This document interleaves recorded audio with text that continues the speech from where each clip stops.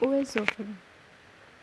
O esôfago é a continuação da faringe e termina abrindo-se no estômago, a nível da junção esôfago-gástrica, ou seja, ele é um tubo conhecido justamente aqui.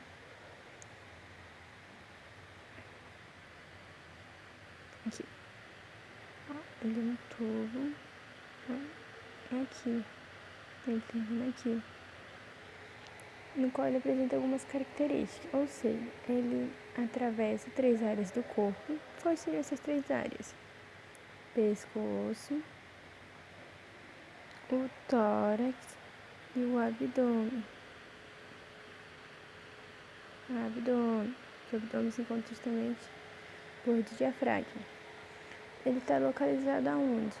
Ele está localizado anteriormente à traqueia e o pericárdio. Bom, e posteriormente a quem? A coluna vertebral, claro. E lateralmente a quem? Aos folhetos da pleura parietal direita e esquerda. O esôfago, justamente por ele estar delimitado por 3 partes do corpo, ele apresenta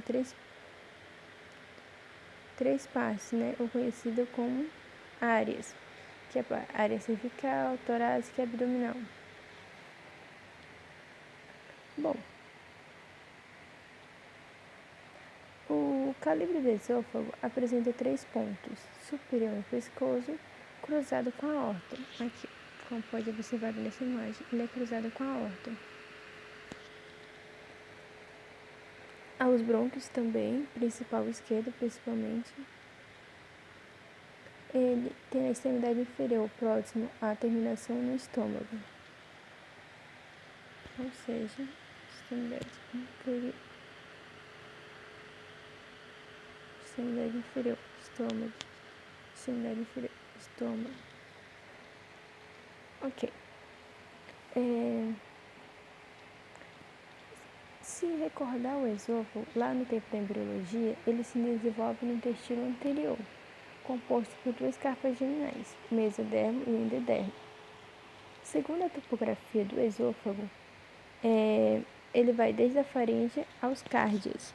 Sua longitude é de 40 centímetros.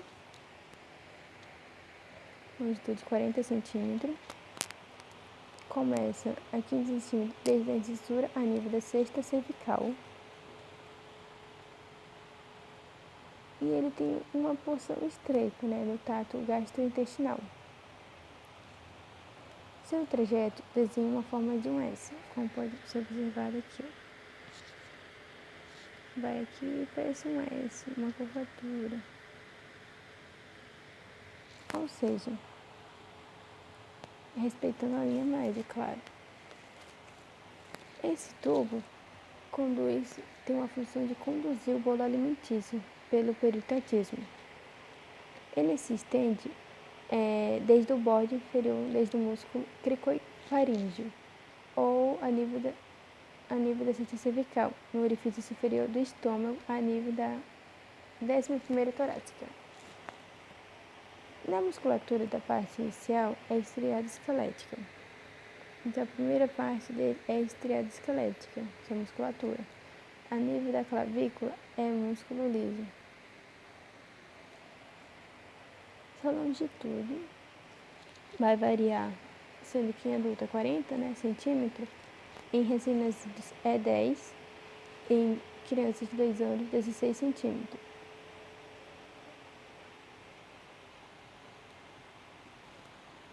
Ele apresenta 3 estreitamentos: cricoideu, broncofaríngeo e diafragmático. Então, ele é conhecido por 3 estreitamentos: cricoideu, broncofaríngeo e diafragmático.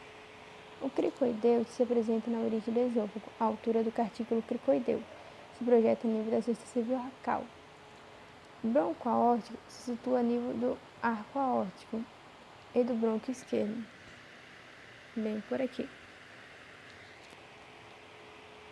E se projeta a nível da quarta torácica. O diafragmático se situa a nível do diafragma.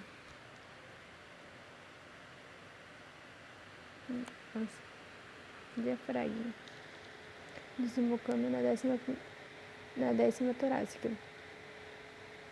E por fim, o esôfago termina no orifício superior do estômago, desembocando a nível da 11ª torácica. Bom, o esôfago, ele apresenta algumas glândulas gástricas fúngicas, formadas por células específicas, como as células de recobrimento superficial, as células regenerativas, as células parietais e as células principais. As células de recobrimento superficial secretam muco, contém bicarbonato. As células regenerativas se proliferam mediante mitoses. As células parietais produzem ácido clorídrico e fator intrínseco, que tem a função de absorver vitaminas, como a vitamina B12. Já as células principais produzem pepsinógeno, que converte a pepsina em proteolítica. Já também tem a função de produzir renina e a lipase. Com relação à inervação do esôfago, ele apresenta ramos esofágicos nas artérias bronquiais, das artérias intercostais e pelas artérias esofágicas, que se originam diretamente da aorta descendente. Temos os nervos vagos direito e esquerdo, que formam o plexo pulmonar, que alcança o esôfago para envolvê-lo no plexo esofágico, que também recebem fibras simpáticas do tronco simpático e nervos plânico-torácico. No plexo, os nervos vagos perdem sua individualidade, ou seja, só que aqui no diafragma ele vai formar, aqui nessa altura, ele vai formar justamente os troncos vagais, o anterior e o posterior, ou seja, nervo vago anterior e nervo vago posterior, para atingir o estômago. E assim acompanha através do hiato esofágico. E esse é o esôfago. A trajetória.